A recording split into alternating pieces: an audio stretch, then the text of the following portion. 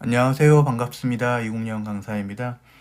이번에는 화면에 보이는 전범위 모의고사 오순환 1회차 해설을 문제 위주로 해가지고 간단하게 좀 해설을 해드리려고 하는데, 뭐 아시다시피 우리 오순환 첫 번째 시간을 이제 1회차 해설을 해야 되는데, 최신 판례로 이제 대체를 했죠.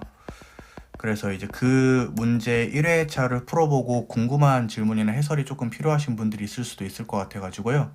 제가 이렇게 간단하게 영상을 찍어서 저희 김동진 법원팀 홈페이지 말고 유튜브에 올려드리려고 합니다. 그럼 이제 필요한 문제들만 골라가지고 그 부분만 수업을 들으면은 도움이 될 것 같아요. 그래서 좀 짧게 그리고 간단하게 해설을 해볼 수 있도록 하겠습니다. 약간 실전 문제 풀듯이. 자, 이제 문제 1번인데 국가의 기본권 보험 이렇게 돼 있죠. 그래서 우리 이제 이런 것들을 보호무를 달지 않았는지 여부를 헌법재판소가 심사를 하죠.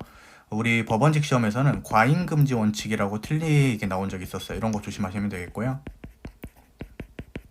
지문에서는 과소보호금지 원칙 위반 여부 해가지고 맞는 지문이네요. 2번은 그 동물 장묘 시설 뭐 이런 판례예요. 동물 장묘 시설 이런 판례인데, 요즘에는 이제 그 반려동물을 화장을 시키는 분들이 많아요. 그래서 이렇게 설치 제한 지역을 상세하게 규정을 해놨습니다. 어떤 데는 되고 어떤 데는 안 되고, 이런 것들이 이제 헌법이 위배되지 않는다 해가지고 합헌 판례입니다. 최신 판례인데. 3번 원자력 발전소 이제 건설을 내용으로 하는 것은 우리가 산업통상자원부 장관이라는 좀 전문가에 맡겨야 되겠죠. 그래서 이런 것들이 이제 헌법 위배되지 않는데 4번이 답일 것 같아요. 4번은 긴데, 이런 게 좀 법행 스타일이죠. 긴데 결국 뭐가 문제가 되냐면은 확성 장치 사용이 문제가 될 것 같아요. 이런 식으로 확성 장치를 사용을 한다.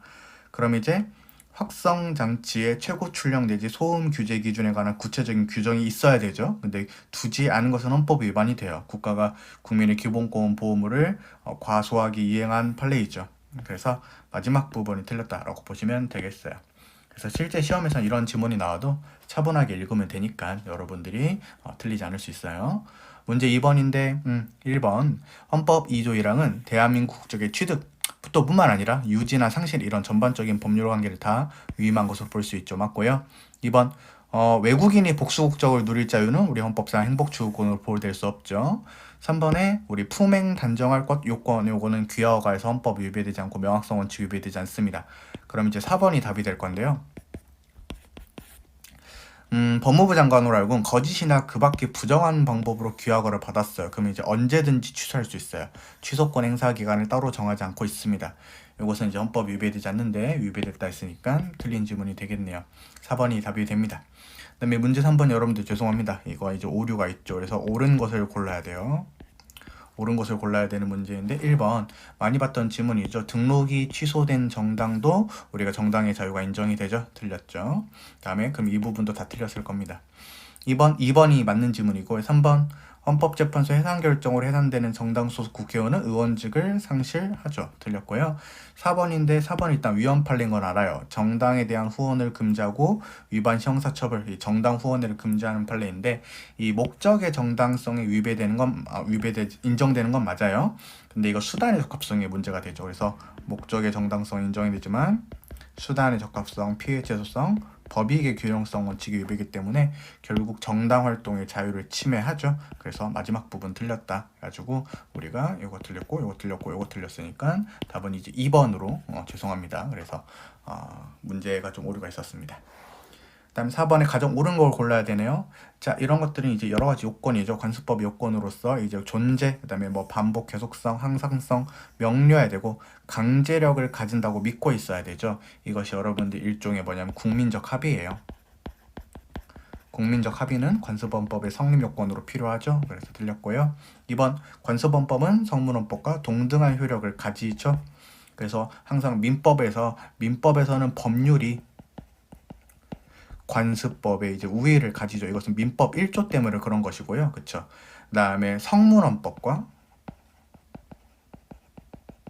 그다음에 관습헌법이 있는데 얘는 왜 동등한 효력을 가지냐? 둘 다 국민적 합의이기 때문에 그렇습니다. 이것도 국민적 합의고 그다음에 성문헌법도 헌법 개정이라는 국민적 합의가 필요하기 때문에 그렇습니다. 그래서 2번 틀렸고요. 3번 헌법 개정에 의한 방법을 이해하지 않는 한 국민적 합의성을 상실하게 되는 경우에는 관서범법의 국민적 합의는 성립 요건이기도 하고 우리가 효력 요건이기도 하니까 국민적 합의성이 상실되면은 법적 이력을 상실할 수 있죠.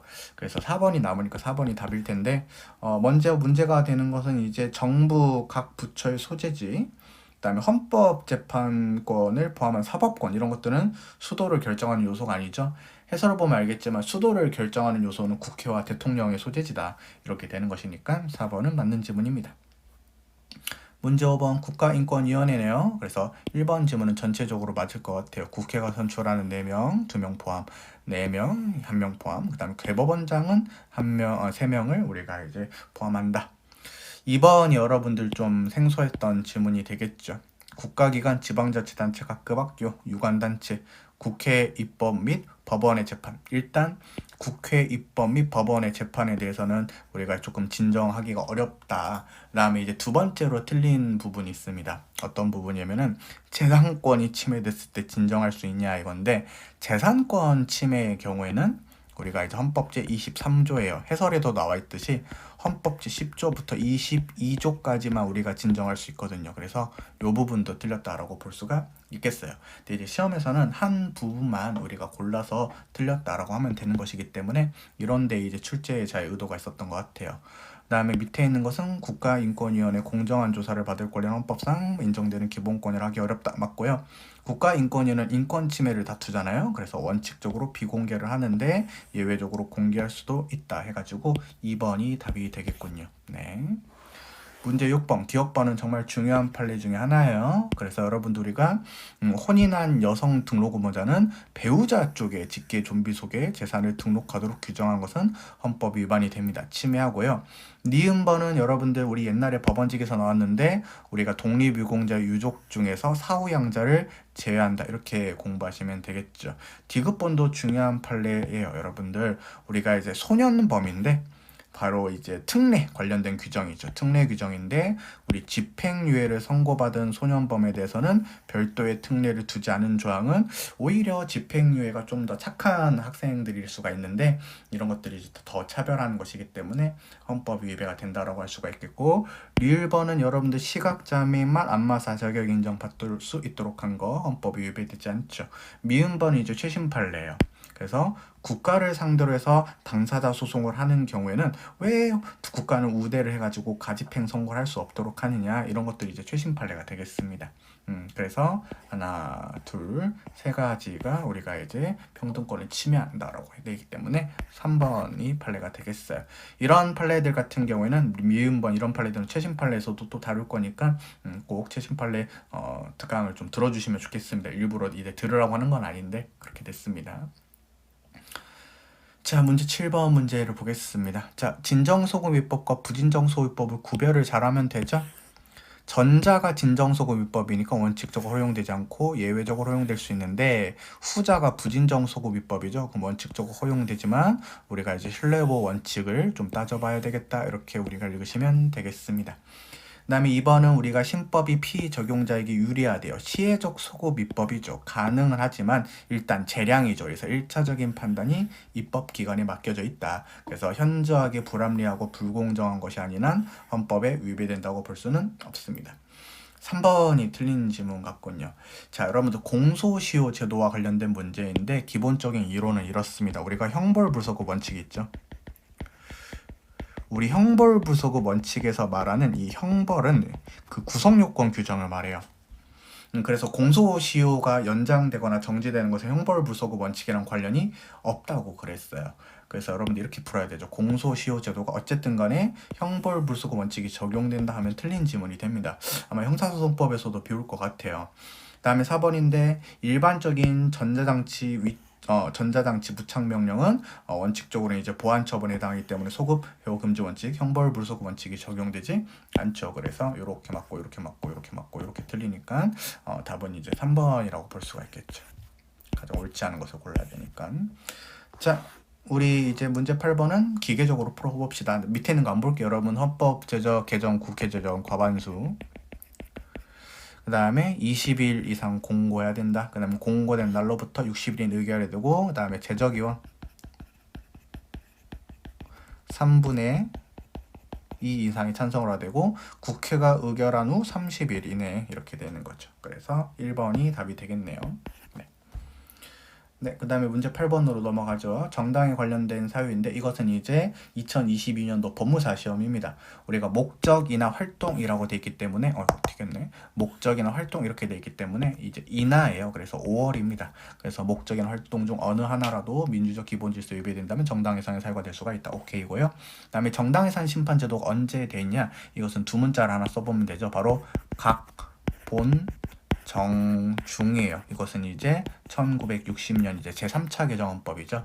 여기서 말하는 정자가 바로 정당 해산과 위헌정당 해산 심판 제도이다. 그래서 니은번 맞죠. 그다음에 여러분들 민주적 기본 질서라는 개념은 어떻게 될 수가 있어요? 우리가 그 정당 해산의 사유가 되기 때문에 최대한 엄격하고 협소한 의미로 이해된다. 맞는 질문이죠. 그다음에 리을은 당원 내지 후원자들로부터 정당의 목적에 따른 정치 자금을 모금하는 것도 정당 활동의 자유에 당연히 포함이 되겠고요. 그다음에 정당 설립의 자유는 존속의 자유와 정당 활동의 자유가 다 포함이 되는 것이기 때문에 틀린 질문이 없어 보이죠. 그래서 답은 1번이 되겠습니다. 네. 그다음 영장주의 적법 절차 원칙이네요. 자, 우리가 이제 1번 보시면 1번은 2022년도 법원직에서 나왔던 지문이기도 한데요. 뭐냐? 각급선거관리위원회가 우리가 뭘 할 수 있냐면은 우리가 이제 선거범죄를 조사할 수 있는데 이것은 형사소송 절차도 아니고요. 각급선거관리위원회는 수사기관도 아니기 때문에 행정조사에 불과해요. 그래서 행정조사의 실질을 가지는 것으로까지는 좋은데 영장주의가 적용이 안 됩니다. 그러면 형사 절차가 아니니까. 그래서 1번이 바로 답이네요. 실제 시험에서는 이렇게 확신을 가지고 풀고 넘어가면 돼요. 2번은 우리가 출국 금지 결정. 이것은 우리가 이제 출국의 자유를 제한하는 것일 뿐이니까 거주 이전의 자유는 돼요. 하지만 사람의 몸을 구속하는 것은 아니기 때문에 직접적 물리적인 강제력을 수반하는 처분이라고 볼 수는 없어요. 영장주의 위배된다고 볼 수는 없다. 그 다음 여러분들 급속을 유효하는 경우에는 우리가 이제 사전 통지를 생략할 수 있죠. 제가 그은 게 이제 합헌 판례인데 헌법이 위배되지 않을 것이고, 그 다음에 이것도 여러분들 4번은 송수승이 완료된 전기통신 메일을 주고받았어요. 근데 압수수색 사실을 우리가 수사 대상이 된 가입자에게만 통지하도록 하고 그 발신이나 수신 상대방이 되는 사람에게는 통지하지 않죠. 이러한 판례들이 헌법이 위배되지 않기 때문에 1번을 답으로 골라낼 수 있었습니다. 그쵸? 자, 11번. 금고 이상형이 집행유예를 받고 그 유예기간이 지난 후 2년이 지나지 않으면 변호사 시험 응시 자격을 제한합니다. 헌법이 위배되지 않습니다. 왜냐하면 공공성과 청력성이 강력히 요구가 되기 때문에. 그래서 맞는 질문이죠. 그 다음에 2번은 영창처분이죠. 우리가 이렇게 병에 대한 징계처분으로 영창처분, 과잉금지 원칙에 위배돼서 헌법에 위반이 된다. 신체의 자유를 침해하죠. 그럼 이제 답이 어디 있을까요? 위에 있겠죠. 3번 여러분들 명예훼손죄 위헌이라고 들어본 적 있나요? 없죠. 그래서 뭐 진실한 것으로서 뭐 사생활의 비밀에 해당하지 아니한 사항의 적시 뭐 이런 거 필요 없습니다. 여러분들 그냥 필요 없고 그냥 공연히 사실을 적시해서 사람의 명예를 훼손자를 형사처벌하는 307조 1항의 명예훼손죄는 헌법이 위배되지 않는데 뭐 어떤 부분이 위배되고 어떤 부분이 위배되지 않고 그런 거 아니에요. 그래서 답은 3번일 겁니다. 그 다음에 4번인데 범칙금 통고 처분을 받고도 납부기간에 범칙금을 납부 안 했어. 그럼 이제 뭐 할 수 있다? 우리가 경찰서장이 바로 즉결 심판해주면은 법원에 가가지고 하고 싶은 말 할 수 있다 그랬죠. 그래서 적법 절차 원칙이 위배되지 않는다. 맞는 지문이죠. 답은 3번. 12번. 1번. 세무사 자격증도 있는데 변호사 자격증도 있어요. 근데 왜 세무사의 업무를 괜히 못 보도록 규정했죠? 이것은 직업 선택의 자유를 침해하죠. 틀렸다. 그 다음에 12번. 관련 자격증, 변호사나 공인회계사나 세무사 같은 경우에는 우리가 공무원 시험에서 5점의 일정한 가산점이 있습니다. 이런 건 헌법에 위배되지 않습니다. 그 다음에 3번인데 바로 간선제 방식에서 총장 후보자에게 1,000만 원의 기탁금을 납부하도록 하는 것은 액수가 과다하고 봐서 헌법 위반이 된다라고 했죠. 그래서 이거 틀린 지문인데 우리가 간선제 방식을 이제 최신 판례로 비교하면은 직선제 방식으로 해가지고 총장 후보자에서 1,000만 원 총장 1,000만 원에 우리가 기탁금을 납부하도록 하는 것은 합헌이다. 이렇게 여러분들 공부한 적이 있었어요. 최신 판례도 있었죠. 그 다음에 4번인데요. 4번은 여러분들 비례대표 국회의원이 됐는데 선거범죄로 이제 비례대표 국회의원직이 상실됐어요. 비례대표 국회의원의 결혼이 생긴 경우에는 차순위자가 의원직을 승계해야 되는데 인정하지 않는 것은 헌법 위반이 된다 그랬죠. 그래서 되고 그다음에 4번이 답이 되겠다. 옳은 걸 골라야 되니까. 선거에 대한 거 1번은 이제 중요한 판례죠. 와, 정당의 공천심사에 탈락했어요. 자의가 아니라 타의죠. 그럼 후보자 등록을 못하게 되는 거죠. 그럼 기탁금 반환 사유로 규정을 안 한 것은 헌법 위배가 되는데 위배되지 않는다 했으니까 틀렸다. 2번은 여러분들 함정이 있는 거 알겠어요? 오전 10시에 여는 것은 위헌이죠. 그렇죠. 오전 10시에 여는 것은 위헌이고 오후 4시로 정한 것은 합헌인데 둘 다 목적의 정당성이 인정돼서 헌법 위배되지 않는다? 아니죠. 10시 부분은 헌법 위반이 되죠. 그래서 틀린 지문입니다. 3번 지역 농협은 기본적으로 사법인의 성격을 지니기 때문에 자업정 선거에서 선거운동을 하는 것은 선거법의 범위에 포함되지 않습니다. 이렇게 많이 나오고요. 거꾸로도 많이 나와요. 조심하시면 되겠고요. 그 다음에 선거운동 방법에서 이제 돈 주고 표를 받으면 안 되겠죠. 그래서 선거권이 제한되는 건 아니고 선거운동이 제한되는 것은 아니고 일반적 행동의 자유가 제한이 되지만 침해되지 않는다. 이것은 거꾸로도 많이 나오기 때문에 잘 보시면 되겠어요. 그 다음에 4번인데 우리 명함 판례는 두 가지가 있죠. 예비 후보자의 배우자가 지정한 사람 한 명 판례는 위헌이지만 예비 후보자 배우자 자체에게 우리가 부여한 것 자체는 헌법 위배되지 않아요. 그래서 침해되지 않는데 침해한다 했으니까 틀렸죠. 그래서 3번이 답이 되겠습니다. 이런 식으로 풀 수 있으면 돼요. 그 다음에 문제 14번입니다. 청원권이네요. 우리 청원권은 여러분들 기본권으로 보장이 돼 있어요. 이렇게 쭉쭉 읽어보시면 기본권으로 보장이 돼 있다. 그러면 이제 진술할 수 있고 수리한 국가기관의 청원에 대해서 심사할 의무가 있다. 이렇게 되는 거죠.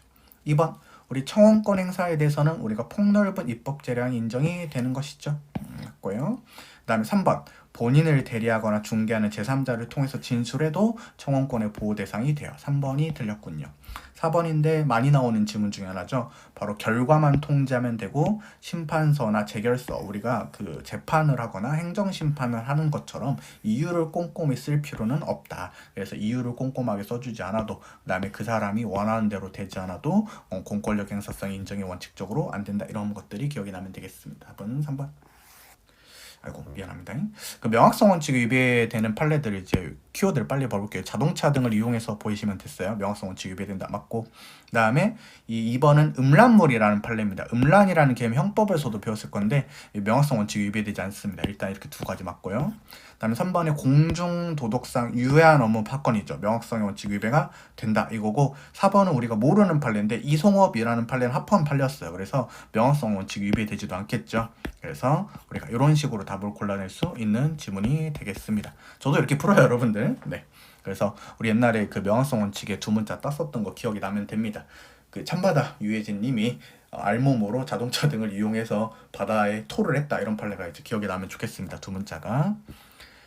그 다음에 16번 우리 헌법은 제헌헌법 때부터 남자와 여자가 이제 동등한 지위에 있다. 헌법적 혼인질서로 선언되었다. 2번 시험에서 많이 나오죠. 부모가 자녀의 이름을 지을 자유 헌법에 보호가 된다. 그 다음에 3번 법적으로 승인되지 아니한 사실혼 보호 범위에 포함이 되지 않죠. 그래서 우리가 사실혼 배우자는 상속을 받을 수가 없다. 4번이 틀렸네. 여러분 이렇게 읽어야 돼요. 여기까지 맞아요. 부모의 자녀 교육권이란 부모의 자기결정권이라는 의미에서 보장되는 자유가 아니라 자녀의 보호나 인격 발현을 위한 것이다. 그래서 옛날에 이런 말을 했었죠. 쓰는 건 누군데 부모님인데 혜택은 누구다? 자녀가 받는데 거기까지는 맞는데 그래도 부모의 기본권이죠. 그렇죠? 부모의 기본권이긴 하죠. 그래서 법원직에서 좀 좋아했던 지문 중에 하나이기 때문에 이렇게도 풀 수 있어야 된다. 문제 17번. 문제 17번은 유형 키워드 보이십니까? 통신사실 확인자료 판례네요. 개인정보 자기결정권과 통신의 자유 침해한다. 자, 이번에 여러분들 패킷 감청 판례네요. 인터넷 회선 감청, 우리가 패킷 감청 판례는 사생활의 비밀과 자유를 제한하고 통신의 자유도 제한하고 헌법 위배까지 된다. 그 다음에 3번인데 여러분들 3번은 이렇게 기냐? 법원 행시에서 이렇게 나왔는데 여러분들 뭐부터 봐야 되냐면 이거부터 봐야 돼요. 이거 봤을까? 수용자가 밖으로 내보내는 모든 서신을 봉함하지 않은 상태로 제출. 그러면은 헌법 위배가 돼요. 통신 비밀의 자유를 침해하는 부분이 있고 침해하지 않는 부분 따로 있는 판례 아니에요. 그래서 이 부분 틀렸습니다. 뭐 이렇게 해가지고 뭐 수용자의 통신 비밀의 자유를 침해한다고 볼 수 없다. 이거 틀렸죠. 뭐 상대적 검열주의 이런 거 필요 없습니다, 여러분들. 뭐 해석되는 한도 내 헌법 위반된다 이런 거 아니에요. 그냥 다 헌법에 위반이 되는 거 이렇게 볼 수 있어야 됩니다. 3번이 틀렸고 4번 교도소장이 수용자에게 온 소신을 개본한 행위 및 법원이나 검찰청 등이 수용자에게 보낸 문서를 열람을 했는데 이게 왜 그런 거냐면은 그 진짜 와야 되는 문서가 잘 왔냐라고 확인하는 거에 불과해요. 그래서 최신 판례에 불과한 것이기 때문에 헌법에 위배되지 않는다 이렇게 되는 거죠. 그래서 문제 17번의 답은 3번이었습니다. 이렇게 풀면 되는 거고요. 문제 18번 인격권이네요. 자, 여러분들 이건 어린이집 판례예요. 우리가 법 위반 사실의 공표 명령은 보면 안 돼요. 애초에 거짓이나 그 밖에 부정한 방법으로 보조금을 규부했다라는 합헌 판례인 거거든요. 그래서 요게 이제 합헌 판례긴 한데 조심해야 될 게 일반적 인격권을 뭐는 한다? 제한은 한다. 하지만 침해는 아니다. 그래서 최신 판례입니다. 나중에 비교해 드릴게요. 2번 우리가 이제 명예권에서 이 말하는 명예는 내적 명예나 명예 감정을 말하는 게 아니라 객관적 외부적 가치평가를 말한다. 오케이. 3번 죽은 분에 대해서 사회적 명예와 평가는 후손의 인격권들에 영향을 미칠 수가 있다. 맞죠? 그래서 일단 4번이 답일 텐데 자 여러분들 보세요. 우리가 이제 촉수 검색 판례예요. 촉수 검색 판례인데 우리가 이제 신체 검사나 보안 검색을 당할 수가 있어요.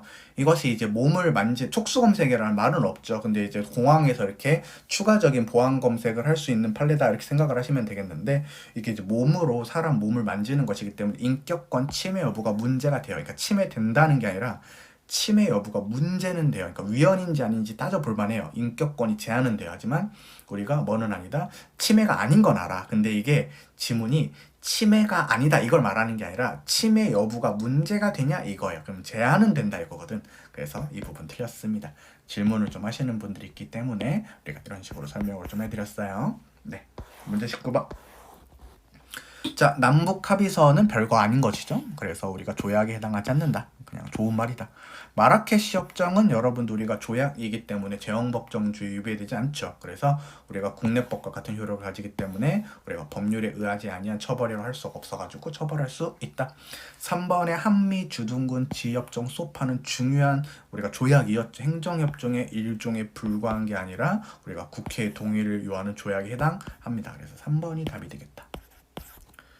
맞고 틀리고 결사의 자유원의 공고 이런 것들이 이제 일반적으로 승인된 국제법규에 해당하지 않죠. 그래서 만든 지문 법원의 조직. 자 여러분들 이것은 우리 이제 2023년 법원 행시 지문을 제가 좀 갖고 왔습니다. 그래서 이제 2022년에 충격적인 문제가 있었어요. 집행관이 누구 소속이냐 어디가 임명하냐. 1번 법관의 법원 공무원, 법관 외 법원 공무원이 대법원장이 임명을 하고요. 그 수는 우리가 대법원 규칙으로 정합니다. 맞고요. 2번은 이제 법원직에서 나왔던 지문 중에 하나였죠. 집행관은 소속 지방법원장이 임명합니다. 맞는 지문이고요. 그 다음에 여러분들 우리가 임기가 끝난 판사는 우리가 인사위원회 하고 그 다음에 대법관 회의 동의를 받아가지고 대법원장이 이제 연임을 시켜주면 됩니다. 4번이 답인데 그냥 알아만 두세요. 우리 재판연구원 있죠. 재판연구원이 계신데 각급 법원장이 아니라 대법원장 임명을 한다고 합니다. 변호사 자격이 있는 사람들 중에서. 그래서 이런 것들이 또 기습적으로 시험에서 나올 수가 있기 때문에 챙겨주시면 좋겠다라는 질문에서 이제 시험에서 냈고요. 이거 1번, 2번, 3번은 이제 W에 있었기 때문에 아마 문제를 풀 수는 있었을 것 같다. 헷갈렸긴 했겠지만 그렇게 되는 거죠. 문제 21번 유연인지 합헌인지를 보면 되겠네요. 자, 특수임무 수행자 판례죠. 우리가 이제 재판상 화해가 있더라도 특수임무 수행자 판례는 헌법에 위배되잖아요. 침해하지 않는다. X라고 쳐놓을게요. 2번은 위헌 판례죠. 즉시항고 제기기간을 3일로 제한한 형사소송법 조항, 그 다음에 인신보호법 조항도 헌법에 위배가 되죠. 디귿번 검사만 치료 과모를 청구할 수 있죠. 헌법에 위배되지 않습니다. 그 다음에 과태료를 자진 납부한 경우에는 우리가 종료가 됩니다. 헌법에 위배되지 않습니다. 그 다음에 이런 기간 관련된 판례들은 제가 공부시켜드린 몇 가지 판례, 예를 들어서 니은번의 즉시항고 제기기간 3일 제한 위헌, 그 다음에 형사보상 관련된 우리가 소송을 1년 내에 하라고 한 거 위헌, 이런 거 말고는 다 헌법에 위배되지 않는다 이렇게 하면 돼요. 그럼 얘도 헌법에 위배되지 않는다 이거죠. 자, 그래서 여러분들 우리가 한 개를 고르면 됐나요? 그래서 우리가 2번이 답이 되겠습니다. 문제 22번 국회의원은 둘 이상의 상임위원회 위원이 될 수 있죠? 맞고요. 2번이 함정했는데 여러분들 국회의원이 위원회에서 같은 의제에 발언할 경우에는 원칙적으로는 제한이 없어요. 그러니까 첫 번째 발언 시간, 두 번째 발언 시간 이런 게 이제 문제가 아니라 첫 번째 발언 시간이든 두 번째 이후부터든 국회의원이 위원회에서 발언하는 경우에는 원칙적으로 제한이 없습니다. 다만 발언할 사람이 2명 이상인 경우에는 15분의 범위 내에서 조절할 수가 있어요. 그쵸? 그래서 2번 지문은 틀렸다. 이런 식으로 나온 적이 있었다. 다음에 3번. 현행 공직선거법 규정에 의하면 비례대표 국회의원이 자기 의조로 탈당했어요. 그럼 국회의원 상실하죠. 맞는 질문입니다. 다음에 4번에 국회 구성권, 이것은 우리가 헌법상 기본권들이 인정되지 않죠. 이거 밑줄이에요. 않죠. 그래서 답은 2번이다. 분명하지 않지만 2번도 여러분 우리가 법무사 또는 법행에서 나왔던 지문이기 때문에 이런 거는 챙겨 주시면 좀 좋겠어요. 알겠죠? 그 다음에 헌법소원 심판이네요. 여러분들 1번은 기억나요? 법원의 재판을 거쳐서 확정된 행정처분, 원행정처분이죠. 원칙적으로는 허용되지 않지만 우리가 법원의 재판이 취소되는 경우에는 예외적으로 허용된다. 이렇게 공부하면 된다 그랬죠. 맞고. 자, 2번. 수사기관이 청구인으로부터 고소장을 제출받았거든요. 근데 자기들 마음대로 진정사건으로 접수해서 내사 종결 처분했어요. 이거 공권력 행사성 인정이 됩니다. 어떤 건 공권력 행사성으로 인정이 안 되냐면 진정으로 접수를 해가지고 내사 종결하는 것은 괜찮아요. 이거는 이제 공권력 행사성 인정되지 않습니다. 공권력 행사성 인정되지 않는데 고소장으로 받았으면은 이것은 이제 사건을 판단해가지고 관련된 처분을 해줘야 돼요. 내사 종결 처분 함부로 하면 안 됩니다. 공권력 행사성 인정이 됩니다. 그다음에 법원의 재판에 대해서는 원칙적으로 헌법소원 심판 청구할 수 없죠. 그러면 모든 재판이 다 포함이 된다. 그다음에 여러분들 소액사건 담당 판사께서 판결 이유 요지를 구술로 설명해주지 않았다고 합니다. 뭔가 불만이 있을 수 있죠. 하여튼 여러분들 결국 법원의 재판에 해당하는 것이기 때문에 이를 대상으로 하는 헌법소원 심판 청구는 부적법하다 해가지고 답은 2번이 되겠습니다. 저는 이제 여러분들 알고 있고 그 다음에 편한 상태에서 풀지만 여러분들이 이제 실전 시험에서는 어려웠을 수가 있었을 것 같아요. 1번. 자, 법률의 위헌 여부 심판의 제청 신청이 기각됐어요. 그러면 이제 우리가 다시는 찬스는 한 번이죠. 동일한 사유를 이유로 다시는 위헌 여부 심판의 제청을 신청할 수 없죠. 그러면 모든 사건에 있어서 한 번만 할 수 있다 그랬죠. 그래서 우리가 이제 모든 사건을 다 포함하는 것이다. 이렇게 이제 읽어야 되죠. 이제 1번 틀렸고 2번. 헌재법 제68조 2항이네요. 당해 사건이 정지가 안 되죠.